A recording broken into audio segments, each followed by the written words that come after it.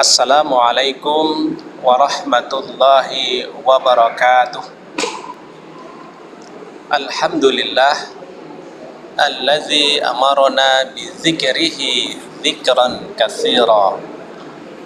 Asyhadu an la ilaha illallah wa asyhadu anna Muhammadan abduhu wa rasuluh la nabiyya ba'dah. Para pemirsa, para shaimin wa shaimat di mana saja berada, mudah-mudahan ibadah puasa kita dan juga ibadah di malam bulan Ramadan senantiasa Allah berikan balasan sesuai dengan yang Allah katakan dan janjikan. Dan kita sebagai hamba Allah, karena kita orang beriman, pasti yakin dengan apa yang telah diberikan Allah.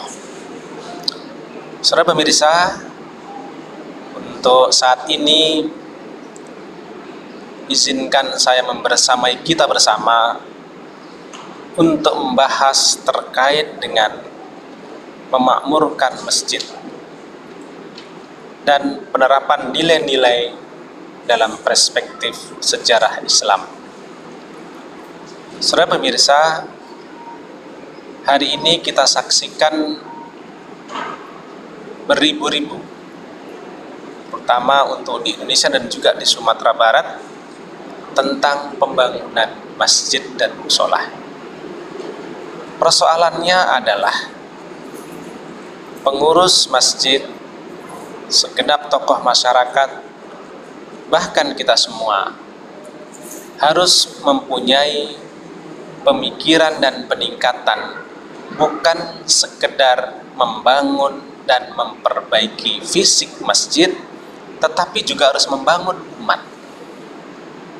Para donatur, kita ucapkan terima kasih telah membangun masjid. Ada yang membangun sendirian, ada yang bermusyawarah dan gotong royong membangun masjid. Tetapi mudah-mudahan dengan penuh harapan, ayo kita membangun umat. Karena betapa banyak masjid yang setelah dibangun lupa tentang nilai-nilai masjid yang pernah diterapkan oleh baginda Rasulullah SAW. Dalam sejarah Islam, pertama yang dibangun oleh Rasulullah setelah ke kota Madinah, Rasulullah membangun masjid yang bernama Masjid Quba. Para shaimin dan shaimat, para pemirsa, bagi yang sudah pernah ke Arab Saudi melaksanakan ibadah haji dan umrah, pasti akan berkunjung dari kota Madinah, Masjid Nabawi, tidak beberapa kilometer, kita bisa berkunjung di Masjid Quba, masjid yang dibangun oleh Rasulullah beserta sahabat untuk mendakwahkan Islam. Oleh karena itu, pada kesempatan ini, surah yang akan kita bahas diantaranya adalah surah At-Taubah ayat 18, terkait orang-orang yang memakmurkan masjid dan juga nilai-nilai yang harus kita terapkan dalam kehidupan sehari-hari melalui masjid. Karena ada beberapa pengamatan, kita di masjid, namun nilai-nilai yang di luar masjid yang kita bawa dalam kehidupan ini. Karena ada dua tempat yang ramai, yaitu masjid dan pasar. Kadang-kadang kita membangun masjid, kita sholat berjamaah, tapi nilai-nilai masjidnya lupa, yang ada di dalamnya nilai-nilai pasar. Ada pertengkaran, ada perdebatan, saling membenci. Ini paradok, ini berlawanan antara nilai-nilai yang harus dibangun dalam masjid dengan nilai yang ada di luar masjid. Seharusnya nilai-nilai yang ada dalam masjid ini yang dibawa keluar. Dalam surah At-Taubah ayat 18 Allah berfirman, Na'udzubillahi minasyaitonirrajim, Bismillahirrahmanirrahim. Innama ya'muru masjidallah man amana billah wal yaumil akhir wa aqamas shalah wa ataz zakah wa lam yahsha ilallah fa'asha ulaika ayyakunu minal muhtadin. Ayat ini sudah sering dibacakan oleh para mubalik, para asatiz terkait dengan innama ya'muru masajidallah. Jadi tema-tema besar dalam sebuah workshop, seminar, dalam kehidupan sehari-hari. Hanya orang-orang yang memakmurkan masjid itu adalah orang-orang yang beriman kepada Allah. Ternyata yang memakmurkan masjid adalah orang-orang yang beriman. Dan juga beriman kepada hari akhirat, serta tetap mendirikan sholat, kemudian menunaikan zakat, dan tidak pernah khawatir, tidak pernah takut kecuali kepada Allah. Maka merekalah orang-orang yang diharapkan termasuk golongan orang-orang yang mendapatkan hudan atau petunjuk Allah. Maha benar Allah dari segala firman-Nya. Kaitannya dengan perspektif sejarah, Rasulullah membangun masjid dengan sahabatnya. Ternyata Rasulullah ada dalam satu sisi atau dalam sisi tertentu, Rasulullah mampu membangun sebuah budaya, membangun dan menyatukan dua komunitas yang berbeda dengan implementasi nilai-nilai masjid. Siapakah yang disatukan oleh Rasulullah ketika Rasulullah datang dari kota Mekah ke Madinah? Yang dilukiskan oleh sastrawan Islam. Begitu gembiranya Rasulullah disambut oleh orang-orang atau penduduk Madinah. Tala'al badru alaina min syaniyatil wada. Itu sebuah ungkapan, ilustrasi oleh para sastrawan Islam ketika menyambut Rasulullah bagi penduduk Madinah. Itu ilustrasi, para sejarawan boleh saja karena memberikan sebuah gambaran begitu Rasulullah seorang pemimpin yang ditunggu, pemimpin yang tumbuh dari bawah dan diharapkan bisa memenuhi semua harapan dari penduduk kota Madinah, karena Rasulullah membawa sebuah perubahan. Rasulullah itu diibaratkan bulan cahaya luar biasa bagi orang penduduk Madinah. Para soimin dan soimat, para pemirsa di mana saja Anda berada, tentunya siapakah yang disatukan tersebut oleh Rasulullah dengan nilai-nilai masjid? Orang-orang yang beriman kepada Allah, beriman kepada hari akhirat. Man amana billahi wal yaumil akhir. Dan mereka wa aqamas shalah, mereka mendirikan salat, wa ataz zakah, dan mereka menunaikan zakat. Walam yahsya ilallah, tiada kekhawatiran mereka, tiada rasa gentar dan takut kecuali hanya kepada Allah. Yang disatukan adalah komunitas muhajirin dan ansor. Orang-orang yang muhajirin adalah orang yang pindah dari kota Mekah ke Madinah bersama Rasulullah, dan ada penduduk asli atau putra daerah di sana, yaitu penduduk Ansor. Rasulullah menggabungkannya, memadukannya, memberikan prinsip kolaboratif dua budaya yang berbeda. Dan Rasulullah berhasil. Dididiklah seorang sahabat dari didikan Rasulullah. Di antaranya adalah seorang tokoh yang pernah menjabat menjadi seorang gubernur, yaitu di Gubernur Kufah, sahabat Rasulullah yang bernama Salman Al-Farisi. Didikan dari nilai-nilai masjid membuat Salman Al-Farisi diterima pada kelompok atau komunitas muhajirin dan ansor dengan sebuah ungkapan hadis Rasulullah yang populer bagi kita. Fahtajul muhajirina salman mina, wa qalatil ansar salman mina, wa qala Rasulullah sallallahu alaihi wasallam salman min ahlul bait. Orang muhajirin semua sepakat. Fahtajul muhajirina, orang-orang muhajirin sepakat bahwa Salman Al-Farisi itu bagian dari mereka. Coba kita tanya pada diri kita sendiri, kalau kita diakui oleh seseorang, kita bagian dari mereka, pasti senang.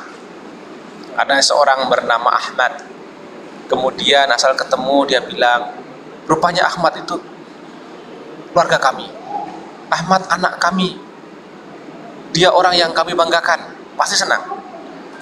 Ternyata Salman Al-Farisi adalah didikan Rasulullah dari nilai-nilai masjid yang dibangun dalam masjid, bukan sekedar fisik, tetapi dibangun umatnya, dibangun hatinya.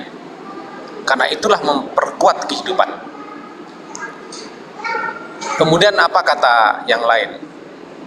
Waqalatil Ansar, orang-orang komunitas Ansor juga berkata, Salman minna, wahai kaumku, sesungguhnya Salman Al-Farisi adalah keluarga kita. Rebutan jadinya. Apa rebutan? Di keluarga Ansor jadi rebutan, Muhajirin jadi rebutan, di Ansor menjadi rebutan, jadi idola. Bahkan perang Khandaq, karena Salman Al-Farisi itu tubuhnya besar dan kuat, mereka pada ikut Salman Al-Farisi. Luar biasa. Rasulullah mendengar dengan senyum. Kenapa ya para sahabat ini kok senang pada Muhajirin dan Ansor? Wa qala Rasulullah sallallahu alaihi wasallam, Salman min ahlul bait. Dengarkanlah wahai kaum Ansor dan Muhajirin, Salman yang engkau lulukan bukan sekedar bagian dari Ansor dan Muhajirin, tetapi Salman Al-Farisi aku masukkan sebagai keluarga pecinta keluarga Rasulullah. Salman min ahlul bait, dia juga sebagai keluarga kami. Itu kalau zaman sekarang tuh, wow keren, subhanallah. Kita nih kadang-kadang sebanyak teman yang suka, sebanyak itu pula yang benci. Dan status di WA kita, status di Facebook kita, tidak apa-apa 50 orang yang benci aku, tapi ada 100 yang menyayangiku. Karena nggak diterima semua kita hidup ini. Luar biasa didikan Rasulullah. Kita akan menyelami apa sebenarnya ditanamkan oleh Rasulullah kepada kaum Muhajirin dan Ansor melalui didikan masjid. Pertama, yuhibbuna man hajara ilaihim. Rasulullah menanamkan cinta di antara mereka. Man hajara ilaihim, yuhibbuna man hajara ilaihim. Ditanamkan harus mencintai orang-orang yang datang. Siapapun, teman baru, sahabat baru, harus dicintai karena sama-sama beriman kepada Allah, sama-sama menunaikan zakat, dan dia percaya kepada hari kiamat. Dicintainya. Sehingga izinkan untuk saat ini saya memberikan definisi yuhibbuna man hajara ilaihim, atau cinta.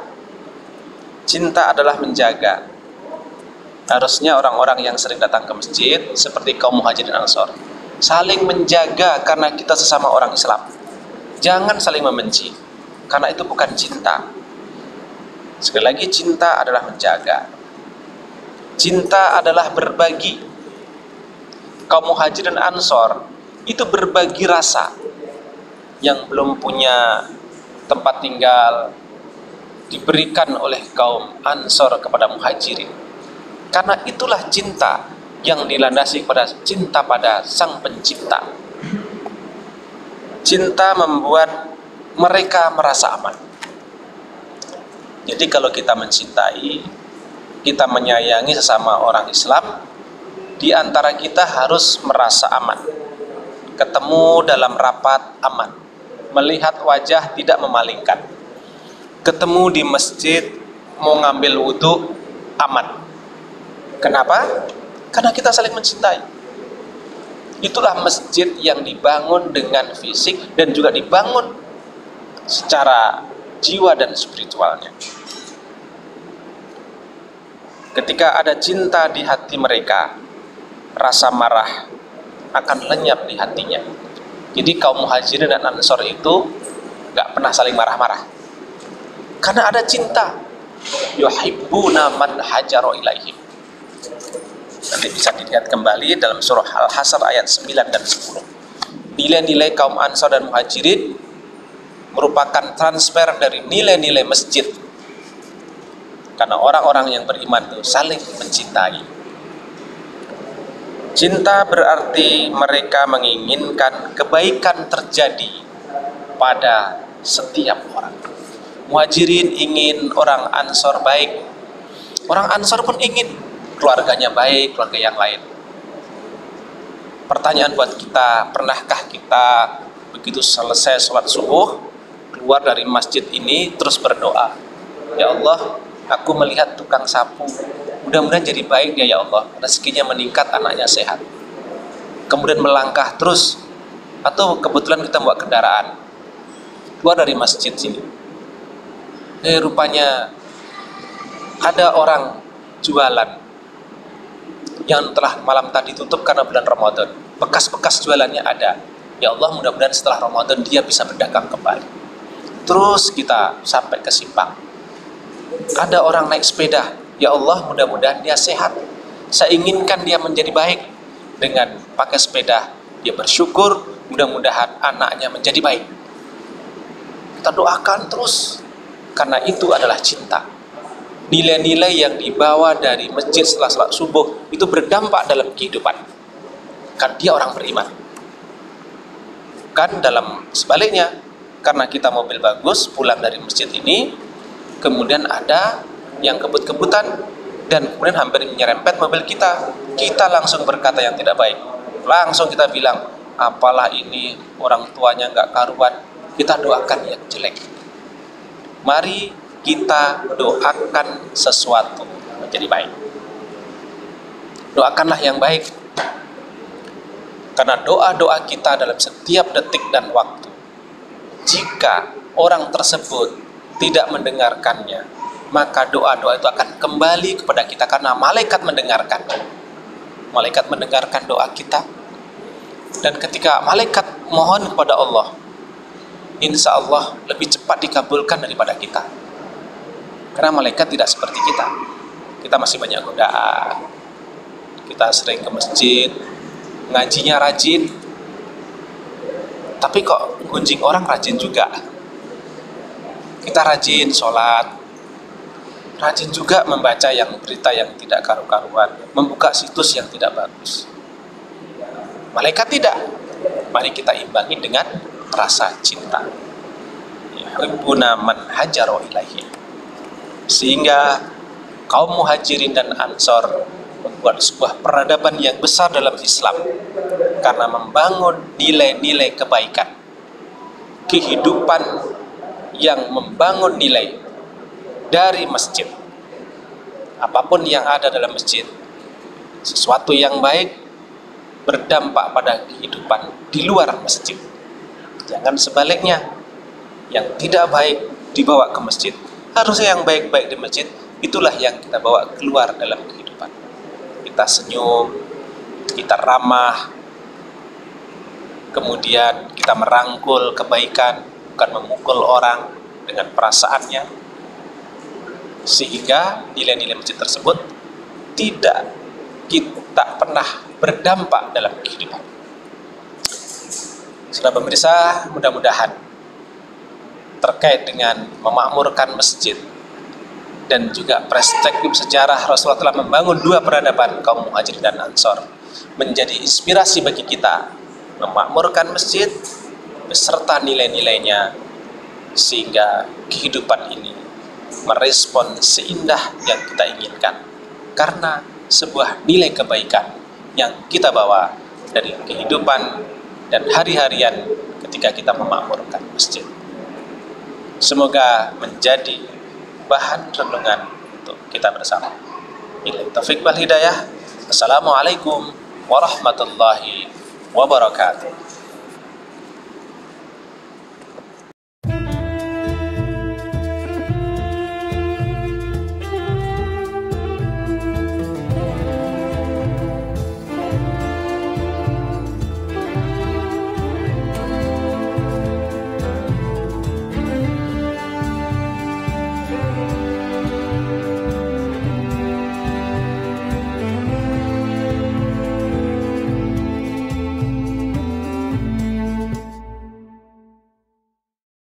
Assalamualaikum warahmatullahi wabarakatuh. Saya Muslian Kasim, Rektor Universitas Baitur Rahmah, mengucapkan selamat menunaikan ibadah puasa bulan Ramadan 1442 Hijrah tahun ini. Mari kita jadikan pandemi COVID-19 ini untuk meningkatkan keimanan kita dan ketakwaan kita. Mudah-mudahan dengan berpuasa kita bisa meningkat imunitas kita sehingga kita bisa terbebas dari pandemi, sehingga kita bisa melakukan aktivitas seperti biasa. Selamat menunaikan ibadah puasa dan selamat berbuka bagi kita bersama-sama.